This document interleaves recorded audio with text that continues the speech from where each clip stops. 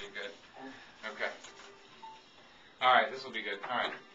Take a deep breath in. Let it out. Lay straight on the table so your legs are straight behind you. Okay. No, not straight.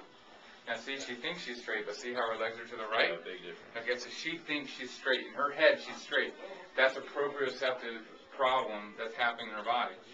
You know, it's like not knowing if your hand's up or down. You learn that in school. Mm-hmm. Well, this is, it's more subtle here. You don't really get that big up and down thing. You just get this here. Proprioceptively, she thinks she's straight, but she's not. So she's going to be more likely to fall or trip or roll her ankle because she thinks when her body is straight that it's really crooked. Okay? So here's what, and her hips are rotated. If I move your hips like this, and I bring your legs over here, that's straight. Does that feel straight to you? No. Feels crooked, doesn't it? That's straight. That's straight. See? That's how most people go through life. They don't realize they're screwed up. All right. So, but why does this happen? Why do we get one leg that's shorter than the other? The right leg is short here. Okay? It gets longer. Okay, so what has happened? What happens here in the biomechanics is this right sacroiliac joint rocks backwards here, the PI ilium here, Okay. and this here goes AS. Okay. Right? So when you have torquing, do me a favor, walk in the other room and get the spine into room 3. And we'll go over this. But what happens is when this rocks backwards, this rocks forward.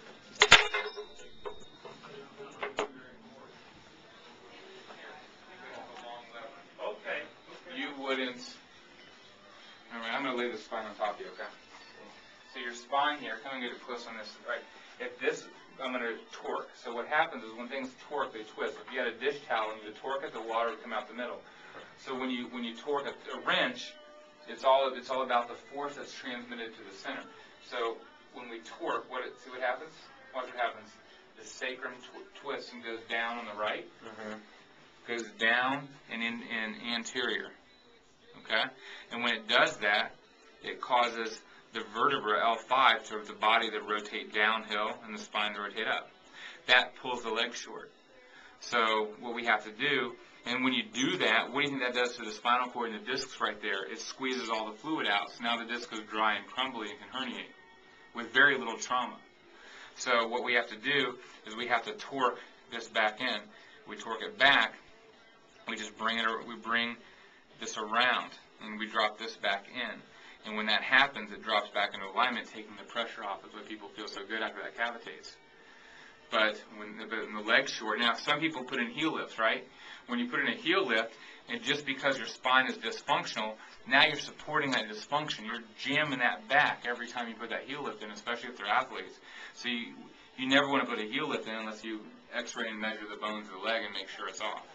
So you want to just keep this mobile in through here. So what we'll do is we'll check her spine here. If there's anything I'm going to go over that I'm missing, let me know. So again, went from short to long. Turn your head to the right for me. Okay. See how her legs are way over here when I push up? See, the center of her pants are here, but the legs line up here. Okay. Turn your head to the left. Okay. Stretch the legs here. Still stays way out. Head back in the middle. Okay. Squeeze your knees together. What happened there? Do you see that shift?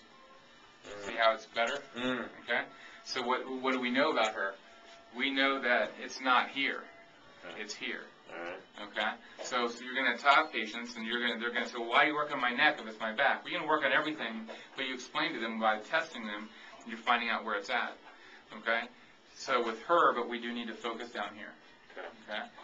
So what we're going to do is we're going to torque, pushing that sacrum back up, and then we're going to rotate the sacrum back around because it's gone down. So we're going to rotate, torquing with your arms, get your elbows to torque. When your elbows torque, it's like a screwdriver. You can't do it. The bigger the screwdriver, the further away you get, the easier it is to remove the screw, right? So the same thing here. If you just torque with your hands, you're not going to get very much force to penetrate. But here, you use your elbows and your shoulders to rotate the torque, just like a bigger screwdriver, and you can drop right in, and it moves just like that. Okay? Now,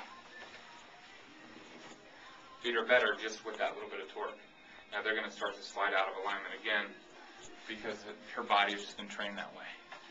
Now, repetitive motion, repeating that will again pull that back into alignment. That's why you have to do the adjustment multiple times. And you were saying it's real important to keep your arm in on when you adjust. Yeah, when you keep if you have your arm like this, you're not in alignment, you know. So even like when you teach you to ride a bike, if you're riding long distances, you don't want your wrist to be like this because it creates a misalignment, so the force transfers down into a weak part. So when you're adjusting, you want everything to line up in the line of drive. So if your elbow's out here, the force is going into your wrist and not into the patient's neck. That's why a lot of people have trouble adjusting. A lot of people don't adjust very well just because their line of drive isn't right. So when we drop in, we drop the elbow down into alignment and the bone moves. So that improves your adjustment and protects your body. Exactly. So lay on your right side. It's the same thing with the side posture adjustment. Patient lays on their side. Okay, you find where you want to move. Okay, so we're going to come across here. Now, and just let the weight of your body do the adjustment. So again, a lot of people do this and push, okay? But their force is coming out their elbow. But what we want to do is rotate so you're actually moving more in a downward motion. Tuck that elbow in and rotate the hand with that to get that sacrum back and just spin it. Well,